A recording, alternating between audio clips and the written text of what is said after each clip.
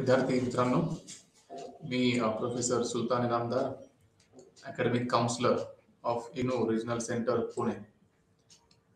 इथून आपण हे प्रेझेंटेशन पाहता. यामध्ये आपण प्रामुख्याने मागील काही लेक्चर्समध्ये पाहिलेलं आहे की ॲडमिनिस्ट्रेटिव्ह सिस्टम जे आहे किंवा प्रशासकीय व्यवस्था ज्याला आपण म्हणतो, ही यंत्रणा कशा प्रकारे चालते आणि त्यातलंच एक भाग म्हणजे राज्य आणि जिल्हा पातळीवरती हे प्रशासन कशा प्रकारे कार्यरत असतं त्याबद्दलची माहिती आपण या आजच्या प्रेझेंटेशन मध्ये पाहूयात. आपण जेव्हा याची सुरुवात केली त्यावेळेस हे जे प्रशासन असतं किंवा ही जी प्रशासकीय व्यवस्था असते ती कशा प्रकारे कार्य करते किंवा कशा प्रकारे चालते याच्यावरती आपण भाष्य केलं होतं. आपण पाहिलं होतं की भारतामध्ये आणि एकंदरीत जगभरामध्ये ही जी प्रशासकीय व्यवस्था आहे ही कशा प्रकारे उदयास आली होती आणि त्यातलाच आजचा जो भाग असेल तो म्हणजे constitutional profile of state administration. त्याची घटनात्मक चौकट काय आहे किंवा घटनात्मक स्वरूप कशा प्रकारचं आहे याबद्दलची जी माहिती आहे आपण ती आज घेणार आहोत आणि एकंदरीत यात पाहण्याचा प्रयत्न करणार आहोत की राज्यामध्ये कोणकोणत्या प्रशासकीय व्यवस्था अस्तित्वात आहेत, कोणकोणत्या गोष्टी कार्यरत आहेत, या सर्वांची माहिती आपण इथे घेऊया. आणि एकंदरीत जेव्हा आपण राज्याच्या प्रशासनाबद्दलची माहिती घेण्याचा प्रयत्न करतो, स्टेट ऍडमिनिस्ट्रेशन बद्दल जेव्हा आपण माहिती घेण्याचा प्रयत्न करतो त्यावेळेस प्रामुख्याने असं निदर्शनास येतं की ज्या प्रकारे केंद्रामध्ये एक शासकीय व्यवस्था निर्माण केली गेलेली आहे त्याच प्रकारे प्रत्येक राज्यामध्ये देखील ही अशा प्रकारची शासकीय प्रणाली अस्तित्वात आलेली आहे. आणि म्हणून जेव्हा आपण केंद्राचा अभ्यास करतो किंवा केंद्र शासनाचा अभ्यास करतो त्यावेळेस आपल्याला राज्य शासनाचा देखील अनुभव येतो. आणि म्हणून एकंदरीत असं आपण पाहू शकतो की कशा प्रकारे हे राज्य चालत असते. कारण ज्या प्रकारे केंद्रामध्ये प्रशासकीय व्यवस्था ही प्रस्थापित केलेली आहे, ज्या प्रकारे प्रशासकीय व्यवस्था ही चालत आलेली आहे त्याच प्रकारे अशी व्यवस्था राज्याच्या पातळीवरती चालत असते. आणि म्हणून मग एकंदरीत असं आपण म्हणू शकतो की ज्या काही गोष्टी आपण केंद्राच्या रचनेमध्ये पाहू शकतो त्यातल्या बहुतांश गोष्टी ह्या राज्याच्या एकंदरीत रचनेमध्ये देखील पाहू शकतो. आणि त्यामुळे असं दिसतं एकंदरीत की जी राज्यघटना बनवलेली आहे त्या राज्य घटनाकारांनी असा हा विचार केलेला दिसतो की जर एक प्रबळ केंद्र शासन हवं असेल तर त्याची सुरुवात कुठे ना कुठे राज्यांपासून होणं अपेक्षित आहे. आणि जेव्हा हे राज्य सुरुवात करतील त्यानंतर खऱ्या अर्थाने केंद्रापर्यंत ही माहिती पोहोचू शकते. तर अशा प्रकारच्या ह्या गोष्टी इथे चालत असतात.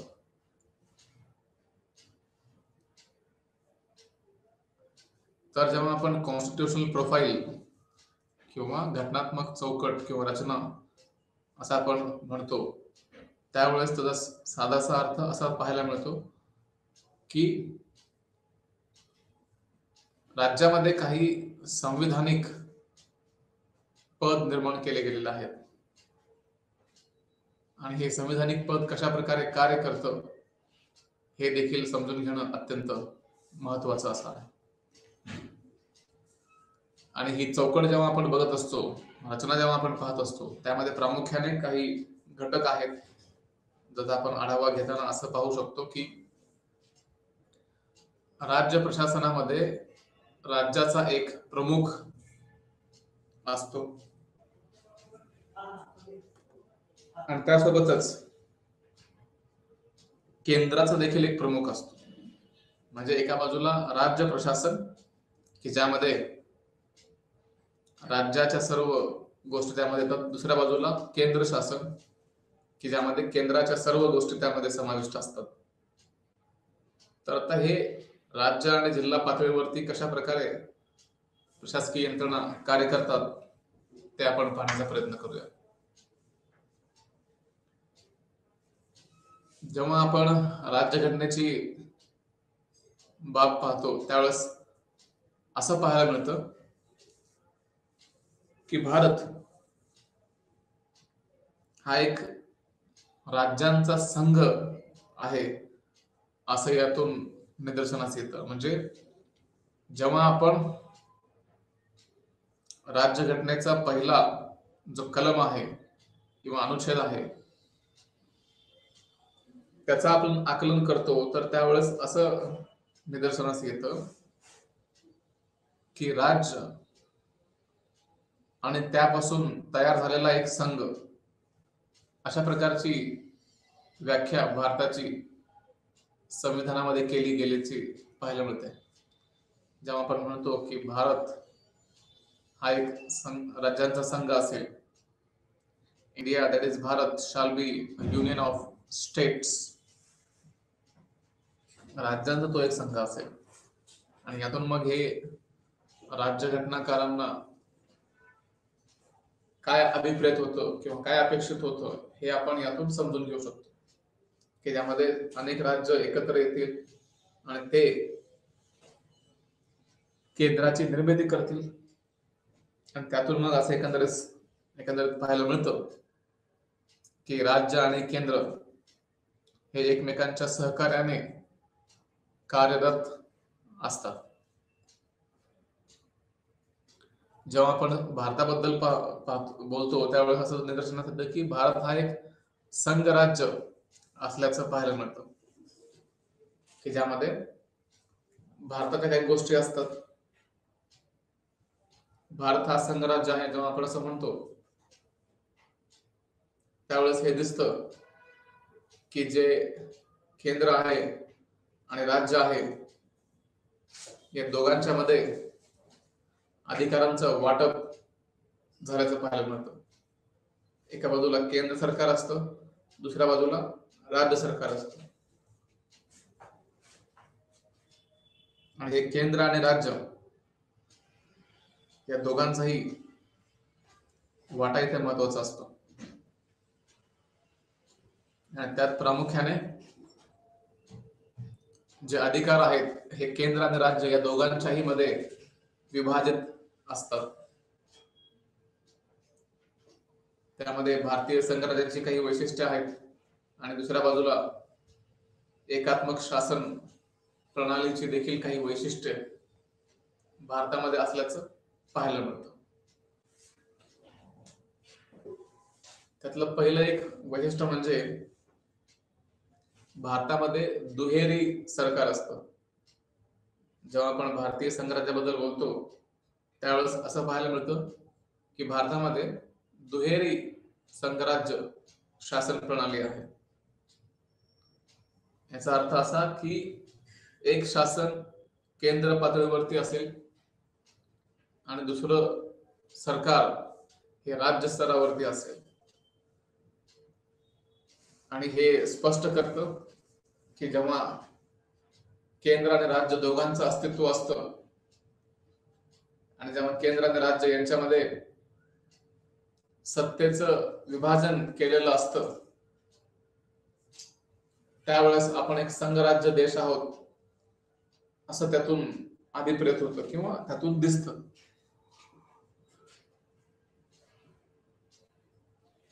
आणि दुसऱ्या बाजूला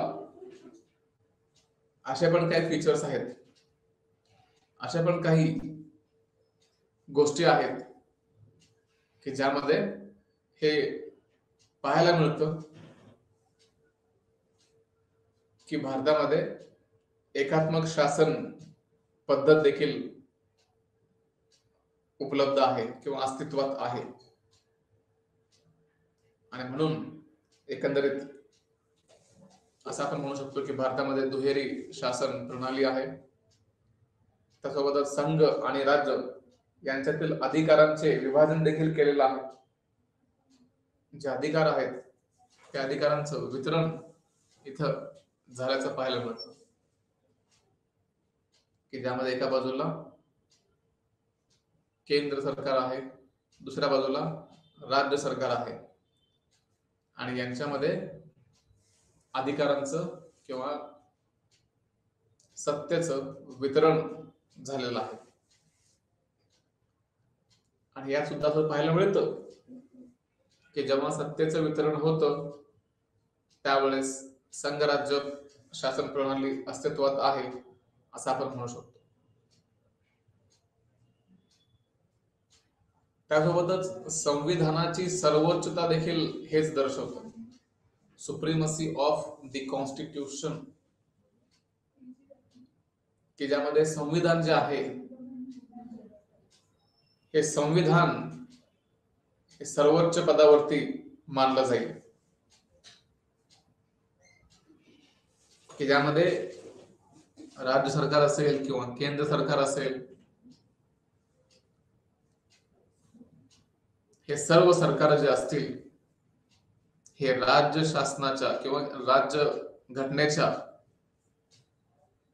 नुसार चालतील अशी यातून एक ग्वाही दिली जाते. किंवा याचं एक वैशिष्ट्य असं मानलं जातं की भारतामध्ये जर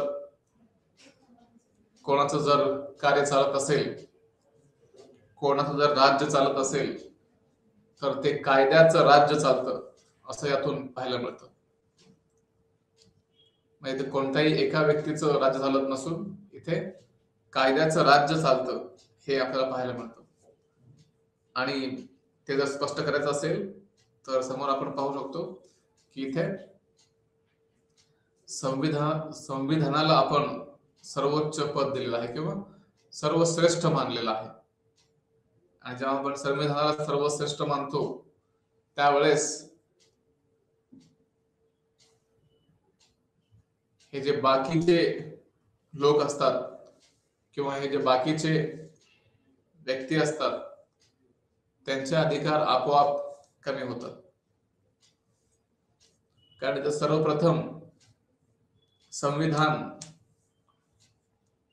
हा शब्द पुढे येतो आणि यातून असं दिसतं की संविधानामध्ये नमूद केलेल्या ज्या काही तरतुदी आहेत त्याचा अवलंब इथे केला जातो. त्यासोबतच संविधानाचा अर्थ लावण्याचा न्यायालयाचा अंतिम अधिकार असतो. म्हणजेच जेव्हा एखादी अडचण उभी राहते किंवा जिथे कायद्यामध्ये स्पष्टता नसते त्यावेळेस देखील इथे संविधानाला जास्त महत्व प्राप्त होतं. आणि त्या संविधानामुळेच त्या संविधानाचा अर्थ आणि अन्वयार्थ लावण्याचा अधिकार हा न्यायालयाचा असतो. आणि जेव्हा न्यायालय या गोष्टींची पूर्तता करेल, जेव्हा न्यायालय या गोष्टीची खात्री करेल की भारतामध्ये जो काही व्यवहार चालतो किंवा जे काही शासन चालतं ते सर्व संविधानानुसारच होईल याची स्पष्टोक्ती इथे द्यावी लागते. आणि त्यामुळे एकंदरीत असं आपण पाहू शकतो किंवा म्हणू शकतो की संविधानाचा अर्थ जर कोणी लावू शकत असेल तर ते न्यायालय लावतं. आणि न्यायालय या गोष्टीची खात्री करत असतं की कोणत्याही परिस्थितीमध्ये न्यायालयाचा जो निर्णय आहे तो मात्र चुकता कामा नये. जर न्यायालयाचा निर्णय चुकत असेल तर मग पुन्हा अडचण उभी राहू शकते. आणि त्यामुळेच असं आपण म्हणू शकतो की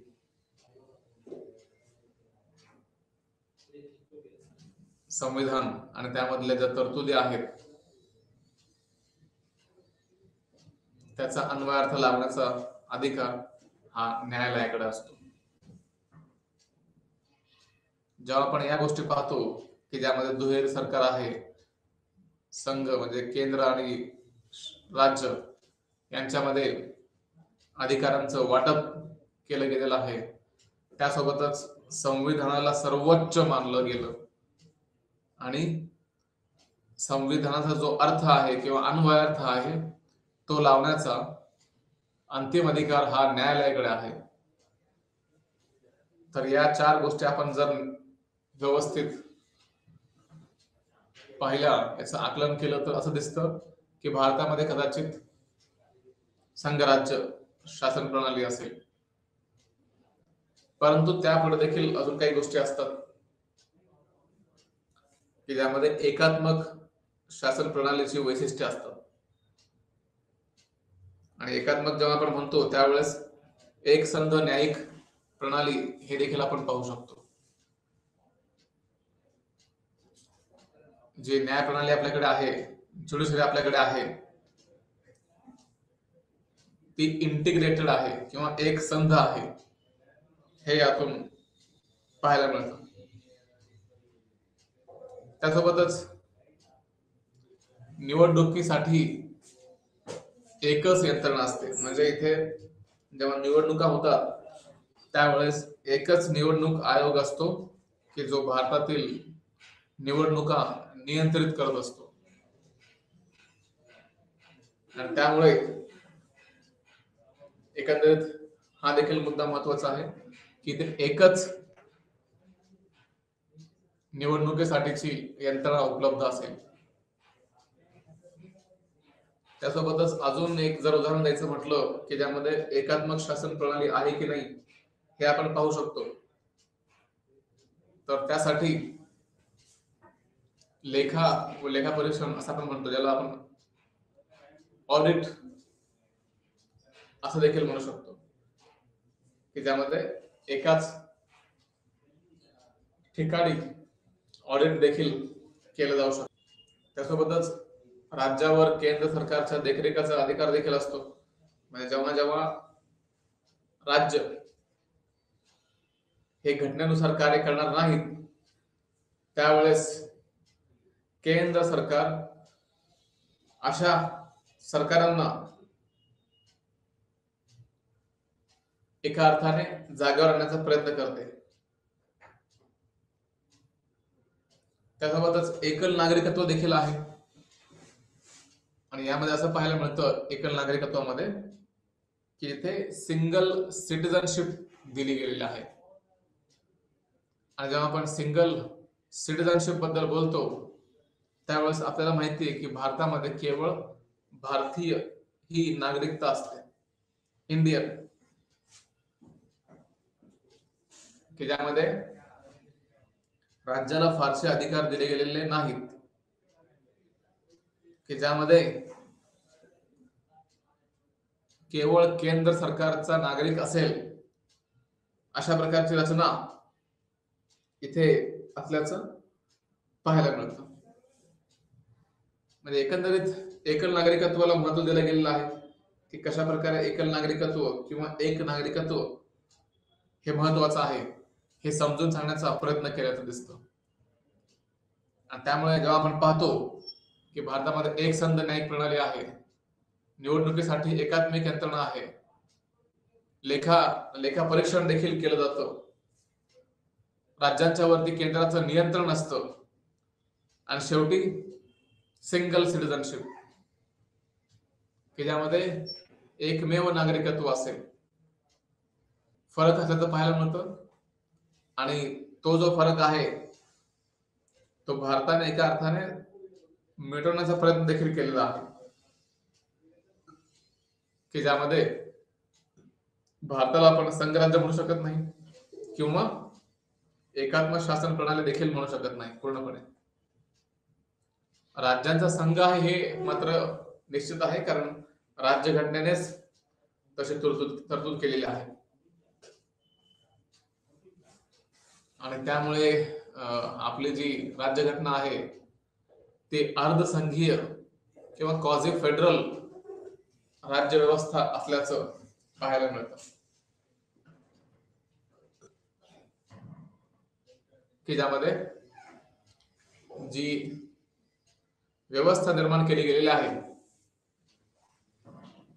ती अर्धसंघीय आहे, सेमी फेडरल किंवा ज्याला आपण म्हणतो आपण क्वाझी फेडरल असे आहे, की ज्यात या गोष्टींचा उल्लेख तर येतो की कशा प्रकारे भारत हा संघराज्य नाही, परंतु त्यासोबतच भारतामध्ये संघराज्याच्या काहीच गोष्टी नाहीत असं देखील नाही. केंद्र सरकार आणि राज्य सरकार यांच्यातील सहकार्यामुळे अनेक गोष्टी शक्य होतात. आणि जर दोघांच्या मध्ये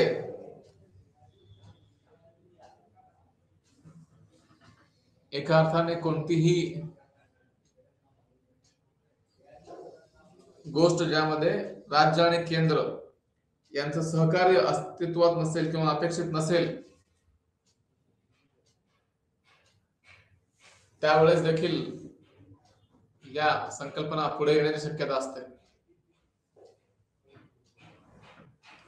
आणि या सहकार्यामुळे ग्रॅनविल ऑस्टिन या व्यक्तीने ग्रॅनविल ऑस्टिनने असं मत प्रदर्शन केलं की भारत हा एक कोऑपरेटिव्ह फेडरलिझमवर चालणारा देश आहे, की ज्यामध्ये पूर्णपणे फेडरलिझम देखील नाहीये आणि पूर्णपणे युनिटरी सिस्टम देखील नाही.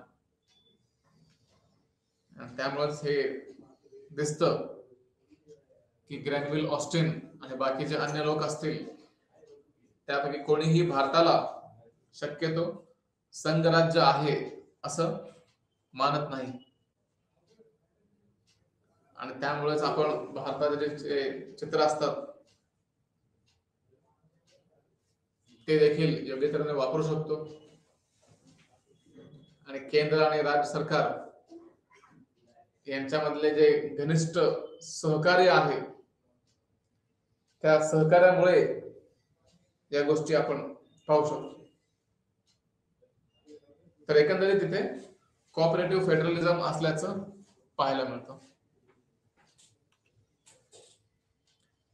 त्यानंतर महत्वाचा जो मुद्दा आहे तो म्हणजे राज्य सरकारचे अधिकार, की ज्यामध्ये राज्याला कोणकोणते अधिकार दिले गेलेले आहेत याचा देखील आढावा घेणं क्रमप्राप्त ठरतं. यामध्ये केंद्र सरकार आणि राज्य सरकार त्यांचे अधिकार थेट राज्यघटनेतून मिळवत असतात, की ज्यामध्ये कोणत्याही राज्याकडे जर काही अधिकार असतील किंवा कोणत्याही केंद्राकडे जर काही अधिकार असतील तर त्यासाठी केंद्र सरकार आणि राज्य सरकार यांना राज्यघटनेतून अधिकार प्राप्त करावे लागतात.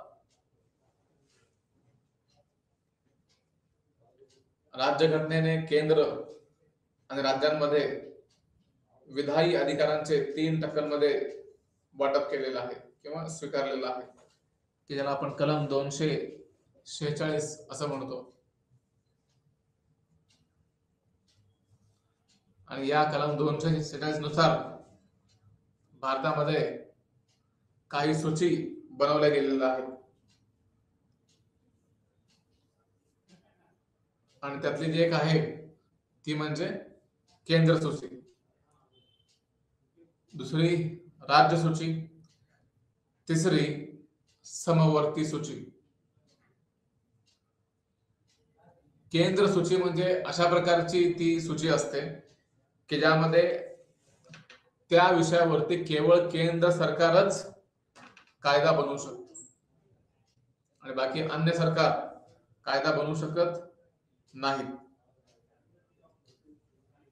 आणि त्यामुळे केंद्र सूचीला इथे महत्व प्राप्त होतं. आणि ते महत्व अशा प्रकारचं आहे की बहुतांश अधिकार हे केंद्राकडे असल्याचं पाहायला मिळतं. कारण भारतामध्ये केंद्र सरकार हे उच्च पातळीवरती कार्य करतं. त्यासोबतच राज्य सरकार देखील आहे की ज्यामध्ये काही अधिकार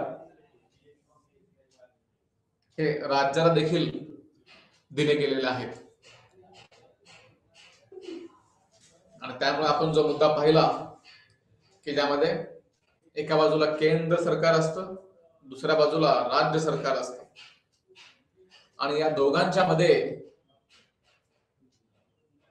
जी दरी निर्माण होते किंवा एका अर्थाने दोघांचं स्वरूप जे वेगळं असतं त्यातून असं पाहायला मिळतं की राज्य हे केंद्राच्या अधिकार क्षेत्रामध्ये हस्तक्षेप करू शकत नाही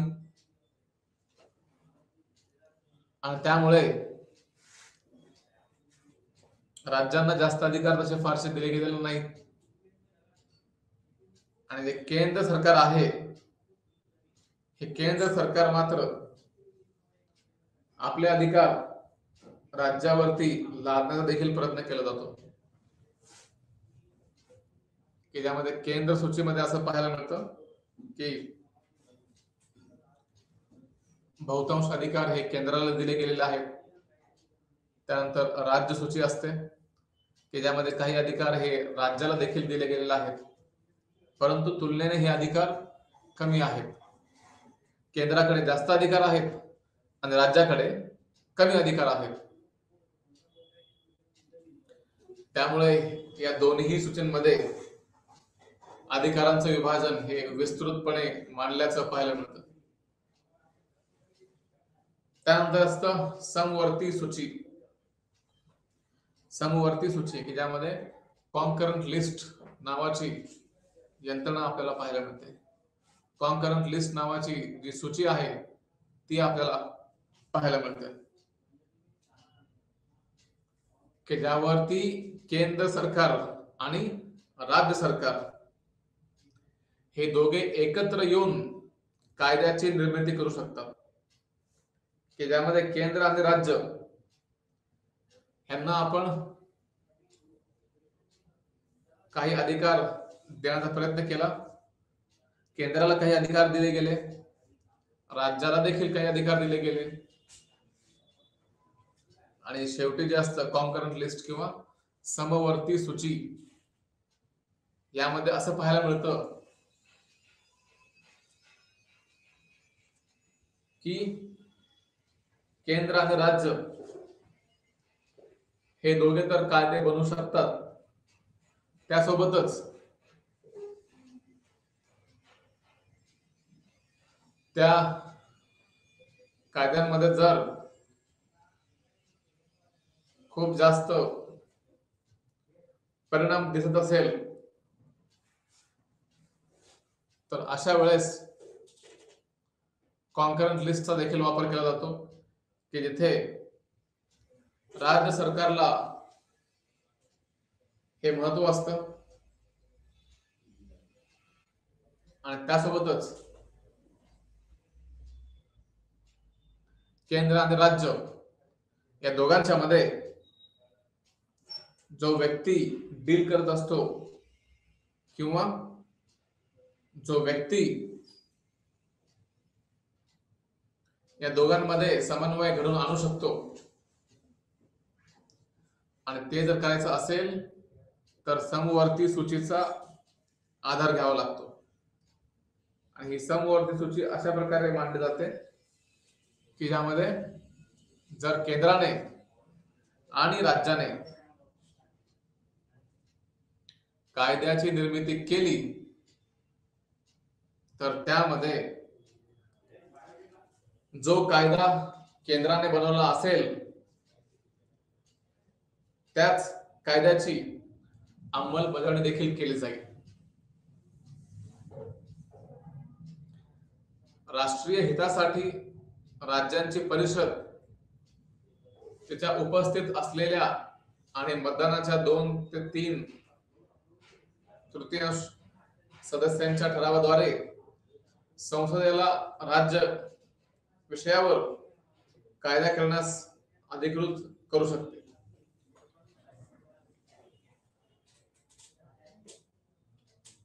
आणि म्हणून आपण असं पाहू शकतो इथे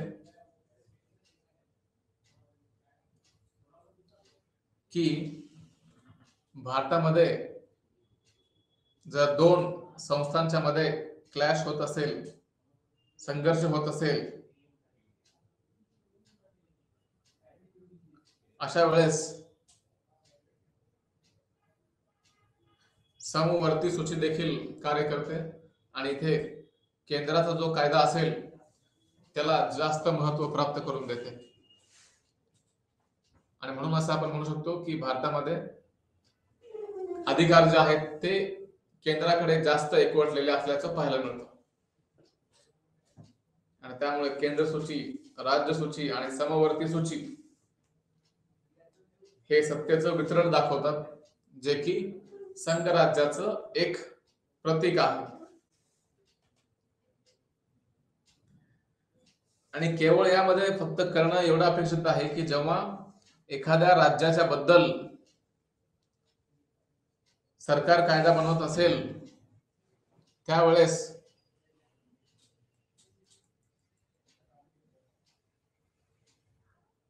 राज्यसभेमधून या कायद्याची निर्मिती करून घ्यावी लागते. म्हणजे सर्वप्रथम हा कायदा जाईल राज्यसभेमध्ये, त्यानंतर हा कायदा जाईल लोकसभेकडे, आणि मग शेवटी एखाद्या राज्याच्या विषयावरती कायदा बनवण्यास संसद ही सक्षम होते. अशी अधिकृतता एका वेळी 1 वर्षासाठी असू शकते, परंतु त्यामध्ये सुधारणा देखील केल्या जाऊ शकतात. म्हणजे इनडायरेक्ट असं म्हणायचं आहे की जे अधिकृतता असते ती काही काळासाठी असते, आणि आपले जास्त हित आहेत ते जास्त हित इथे एका अर्थाने केंद्राला दिले गेलेले आहेत किंवा केंद्राला अप्पर हँड दिलेला आहे असं आपण म्हणू शकतो. आणि जेव्हा एखादा कायदा संसदेमधून पारित केला जातो त्यावेळेस त्याची जी मुदतवाढ आहे ती 1 वर्षापर्यंत केली जाऊ शकते. त्यामुळे असं एकंदरीत पाहायला मिळतं की वेळेनुसार नूतनीकरण किंवा अमेंडमेंट्स हे केल्या जाऊ शकतात.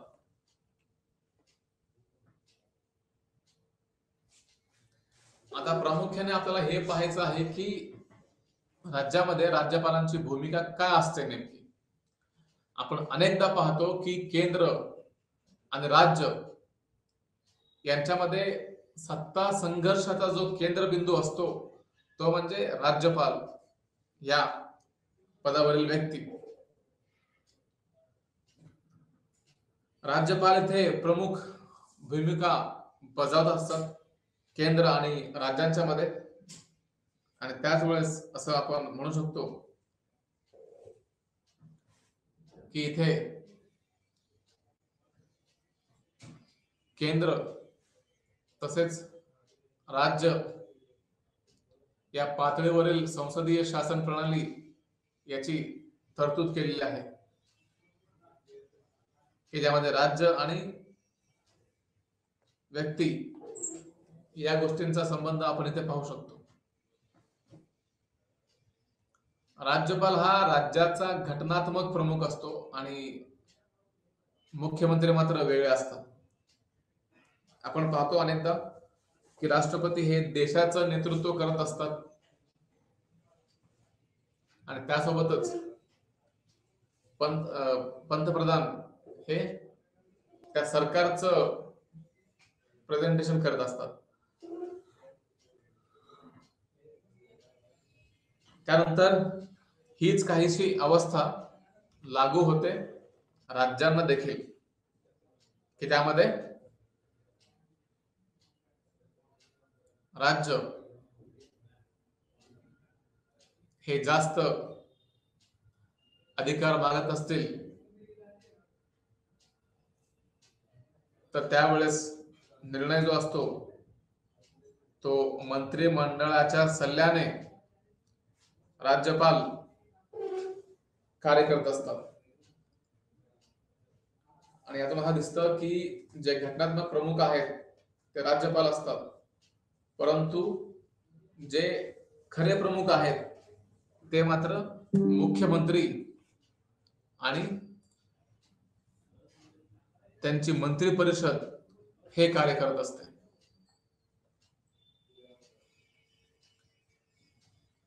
आणि त्यामुळे राष्ट्रपतींद्वारे त्यांची नियुक्ती केली जाते 5 वर्षांसाठी. म्हणजे कोणत्याही राज्यपालांची जर नियुक्ती करायची असेल तर 5 वर्षासाठी करता येते असं यातून आपण पाहू शकतो.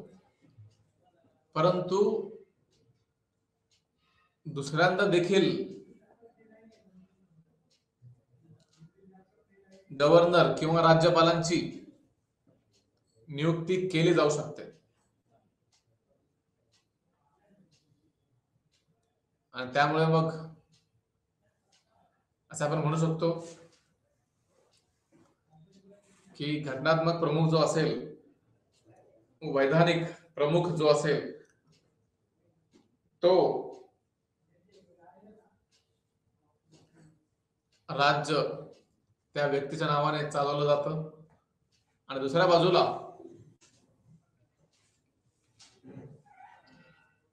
तो व्यक्ती त्या पदावरती किती काळासाठी राहू शकेल याची कोणतीही मर्यादा मात्र इथे टाकलेली नाही. आपल्याला ज्ञात आहे की राज्यपालांची जर नियुक्ती केली तर 5 वर्षापर्यंत तो व्यक्ती नागरिक किंवा राज्यपाल म्हणून राहू शकतो. परंतु इथे याचा अर्थ हा देखील होत नाही की त्याचा जो इफेक्ट आहे तो रेट्रोस्पेक्टिव्ह असेल किंवा मागील गोष्टींना धरून ते पुढे जाईल असं देखील नसतं.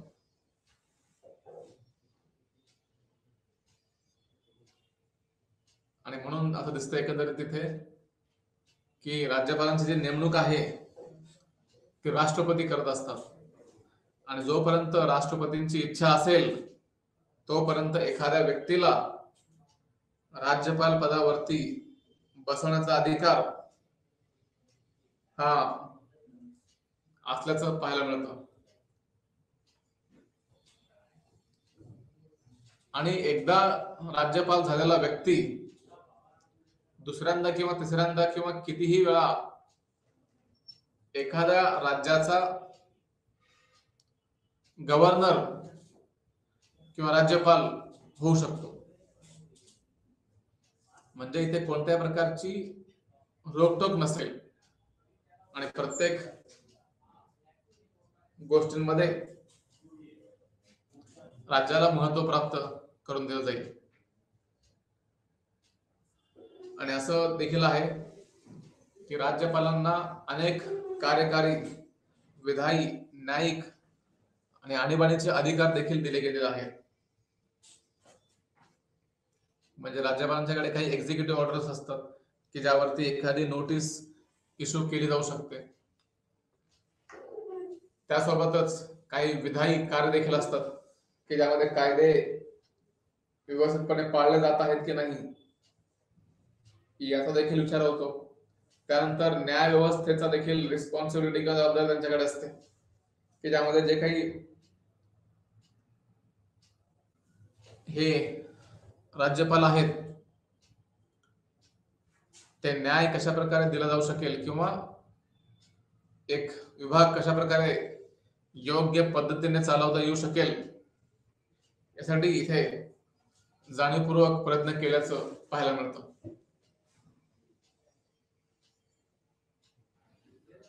आणि आपण पाहिलेलं यापूर्वी पण की भारतामध्ये आणीबाणी व्यवस्था लागू केली गेली होती आणि या आणीबाणीच्या काळामध्ये फारसे निवडणुका मात्र झालं नसल्याचं पाहायला मिळतं.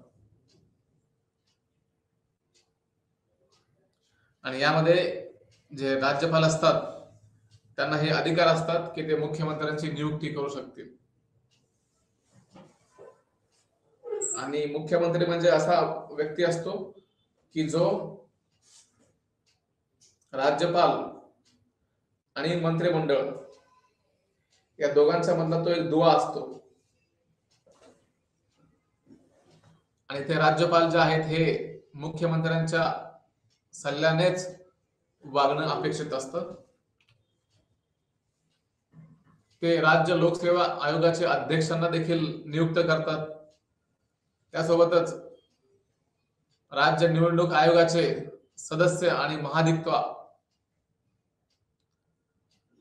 आयुक्त इत्यादी अनेक नियुक्त्या इथे होत असल्याचं पाहायला मिळतं.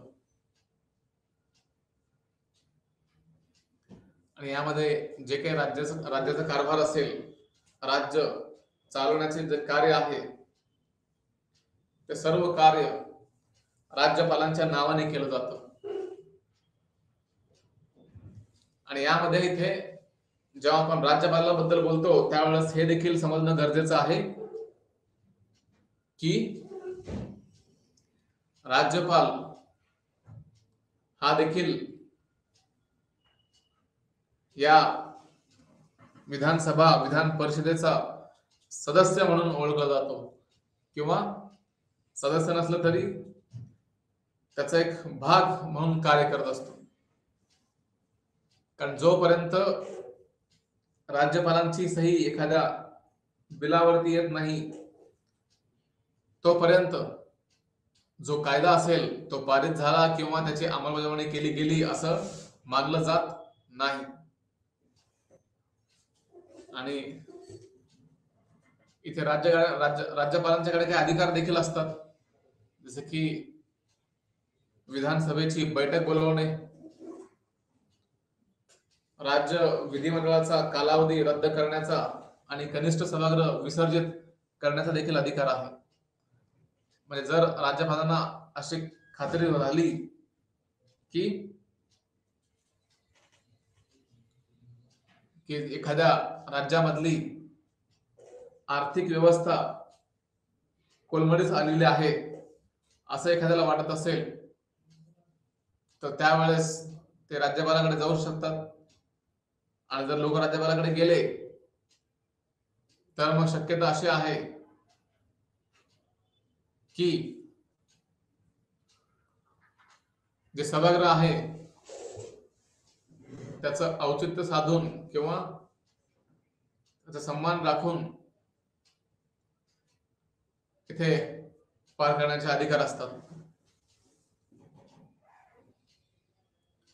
आणि इथे विधिमंडळाने संमत केलेली सर्व विधेयके कायदा तयार होण्यापूर्वीच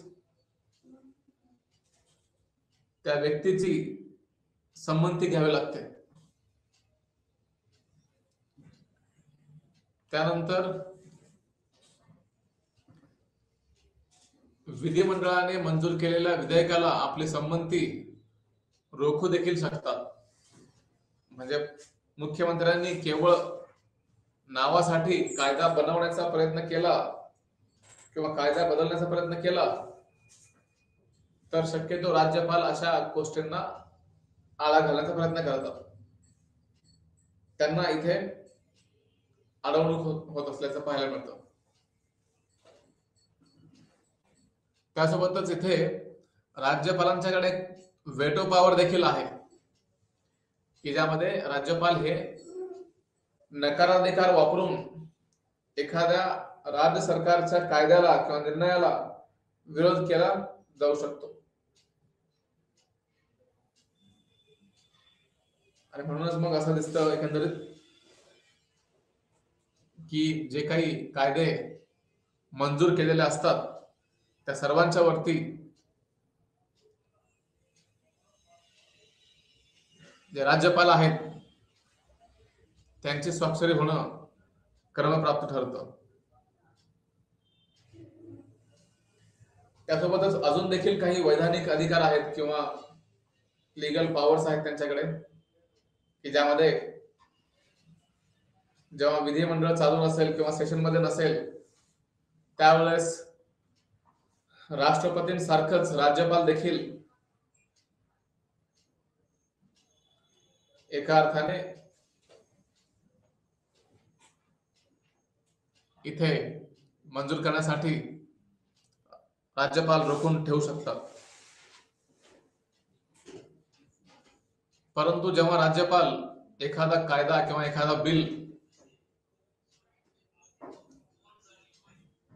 राष्ट्रपतींसाठी रोखून ठेवतो त्यावेळेस ते किती काळ ठेवू शकतो याची काही मर्यादा अजूनपर्यंत निश्चित केली गेलेली नाही.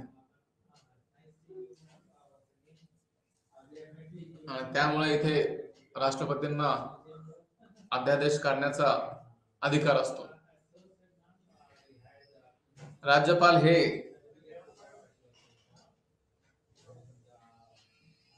पॉवर ऑफ पार्डनिंग देखील वापरत असल्याचं पाहायला मिळतं, की ज्यामध्ये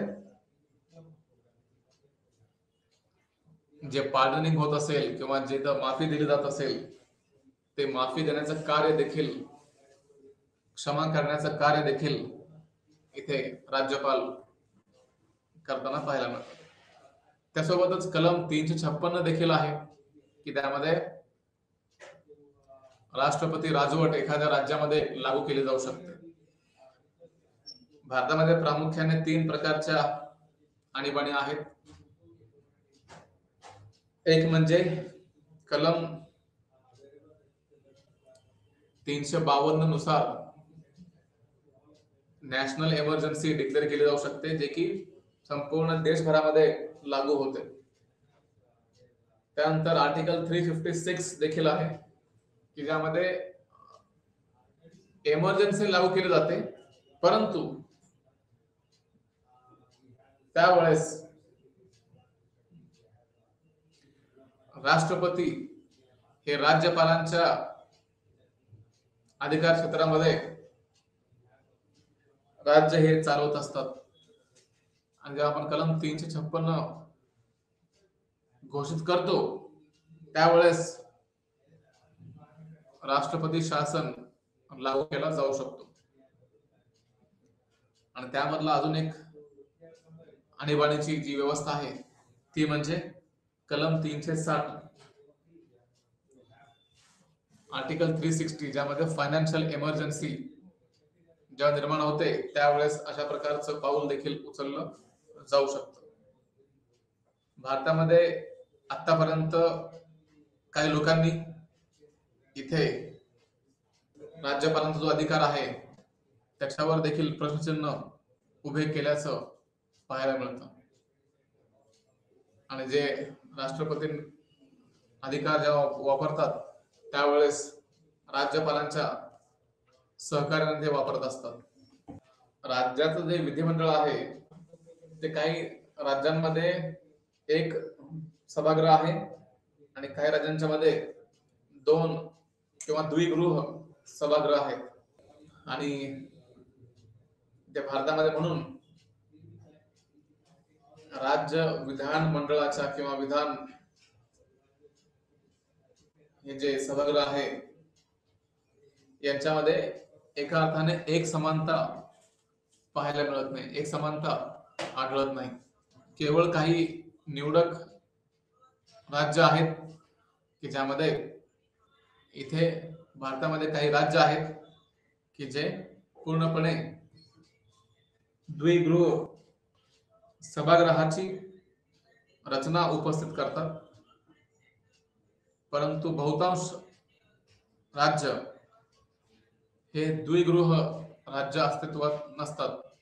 त्यामधलं पहिलं जे आहे ते म्हणजे आंध्र प्रदेश, दुसरं आहे ते म्हणजे बिहार, त्यानंतर महाराष्ट्र, कर्नाटक, तेलंगण आणि उत्तर प्रदेश.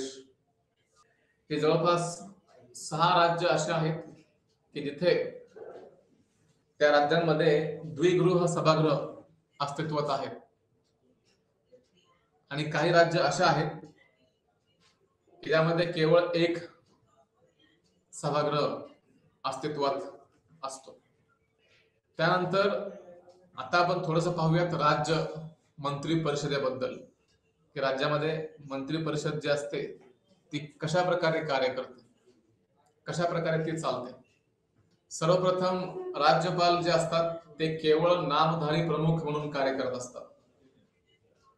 म्हणजे आपण असं म्हणू शकतो की राज्यपालांना बहुतांश अधिकार हे नसतात, आणि जे अधिकार असतात ते मुख्यमंत्री आणि त्यांच्या मंत्री परिषदेच्या सल्ल्याने वापरणं अपेक्षित असतं, की ज्यामध्ये राज्यपाल हे केवळ नामधारी प्रमुख म्हणून कार्य पाहतील.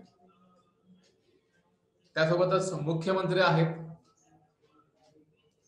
हे मात्र इथे खरे प्रमुखांची भूमिका बजावत असतात. तर इथे मुख्यमंत्री हे रिअल पॉवर्स आपल्याकडे ठेवतात, कारण हे मुख्यमंत्री आणि संपूर्ण विधिमंडळ हे लोकनियुक्त असतं, आणि लोकनियुक्त असल्यामुळे मुख्यमंत्री आणि अन्य मंत्र्यांना अधिकार देणं हे क्रमप्राप्त ठरतं, आणि म्हणून ते जे खरे अधिकार आहेत ते मुख्यमंत्र्यांच्याकडे असतात, आणि जे नामधारी पद असतात किंवा नाममात्र पद असतं ते मात्र राज्यपालांच्याकडे असते. इथे काही प्रमाणात आपल्याला कॅबिनेट मंत्री, राज्यमंत्री आणि उपमंत्री पाहायला मिळू शकतात, की ज्यामध्ये कॅबिनेट मंत्रीचा अर्थ हा होतो की तो व्यक्ती एखाद्या शासकीय विभागाचा अध्यक्ष असतो. त्यानंतर राज्यमंत्री असतात, त्यानंतर उपमंत्री देखील असतात, आणि यामध्ये कायद्यामध्ये अशी एक तरतूद आहे की ही जी मंत्री परिषद असते, ही मंत्री परिषद विधानसभेच्या 15% जास्त नसावी अशी इथं अपेक्षा असते. म्हणजे केवळ 15%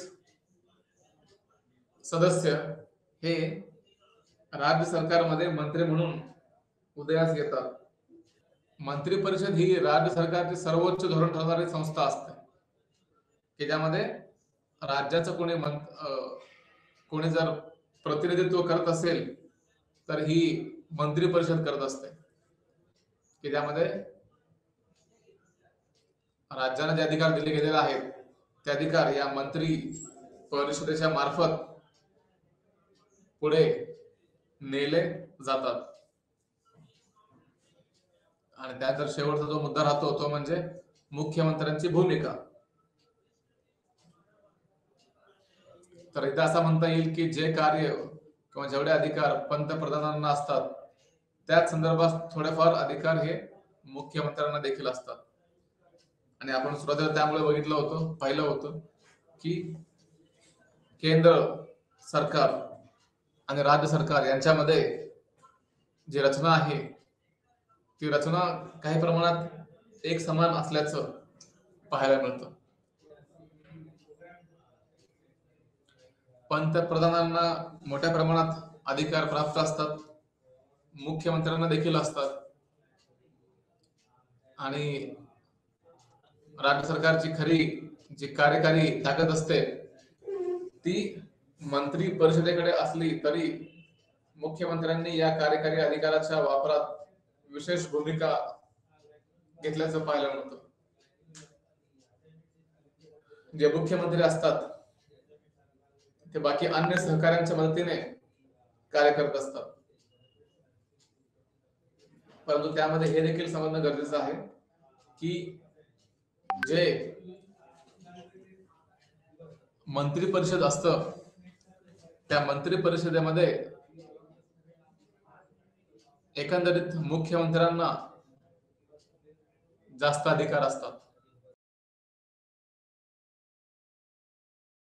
जी नियुक्ती असते ती नियुक्ती मात्र राज्यपाल करत असतात आणि राज्यपालांची जोपर्यंत मर्जी असते किंवा जोपर्यंत राज्यपाल असं मानतात की मुख्यमंत्र्यांकडे बहुमत आहे तोपर्यंत मुख्यमंत्री आपल्या पदावरती राहू शकतात. परंतु याच्यामध्ये अजून एक गोष्ट निदर्शनास येते ती म्हणजे मुख्यमंत्र्यांचा कार्यकाळ तर 5 वर्ष असतो, परंतु राज्यपाल जर असं गृहीत धरत असतील किंवा जर राज्यपालांना असं वाटलं की राज्यामध्ये जे सरकार आहे त्याला बहुमत नाही, अशा वेळेस विधानसभा बरखास्त करण्याचे अधिकार देखील राज्यपालांच्याकडे असतात. आणि इथं भारतामध्ये आपण कलेक्टिव्ह रिस्पॉन्सिबिलिटीची संकल्पना वापरतो, त्यामुळे मुख्यमंत्री हे मंत्रिमंडळाचे नेते असतात. जे विधानसभा असते त्यामध्ये सभागृहाचा नेता म्हणून देखील मुख्यमंत्र्यांची इथे नियुक्ती केली जाते. तर एकंदरीत हा जो सर्व विवेचन आपण आज पाहिलं, जी चर्चा केली ती राज्य सरकारच्या बद्दलची चर्चा असल्याचं पाहायला मिळतं. आणि आजच्या या प्रेझेंटेशन मध्ये आपण आज इथेच विराम घेऊया. धन्यवाद.